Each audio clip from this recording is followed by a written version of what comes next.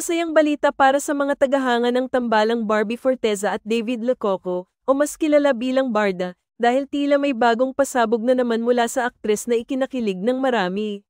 Matapos kumalat ang mga video kung saan nakita si Barbie na magkahawak kamay umano kay Jameson Blake habang naglalakad, maraming Barda fans ang nadismaya. May ilan pang ang nagsabing tila nawala na sila ng pag-asa sa tambalan ni na Barbie at David. Ngunit isang panibagong panayamang muling bumuhay sa pag-asa ng kanilang mga tagahanga. Sa isang interview kung saan pinapili si Barbie kung sino sa kanyang mga nakatrabahong aktor ang pipiliin niya sa larong Kiss Marry Kill, naging very interesting ang naging sagot ng aktres. Unang binanggit ni Barbie si JC Alcantara na nakasama niya sa proyekto. Ayon sa kanya, kahit na napakabait at professional ni JC sa totoong buhay, ang karakter nito sa nasabing serye ang dahilan kung bakit siya ang napiling kill. Ani Barbie, si JC pwede nating i-kill, pero huwag kayong magalit, ha? Kasi sa movie medyo masama ang role niya sa akin.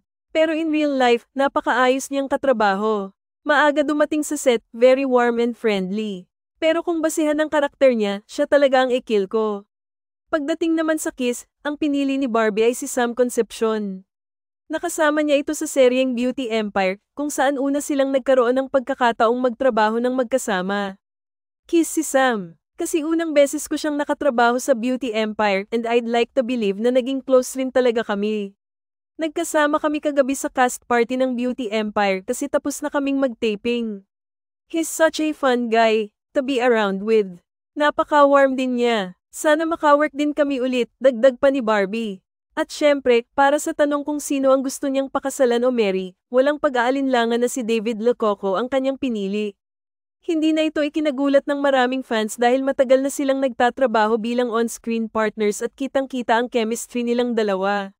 Marry natin si David, kasi out of everyone siya talaga yung matagal ko nang kilala, matagal ko nang kasama, matagal ko nang katrabaho. Diba, when you marry someone, kailangan kilalang kilala mo, and you accept all the perfection and imperfection of the person, pahayag ni Barbie. Matapos lumabas ang interview, bumuhos agad ang mga komento ng mga kilig na netizens sa social media. Marami ang natuwa at umaasang may laman ang sinabi ni Barbie tungkol kay David, na tila isang pahiwatig ng real-life romance. Mayroon pang ang mga pabirong komento na humihimok kay David na magpahayag rin ng damdamin, go na David. Barbie na mismo ang pumili sa'yo para pakasalan.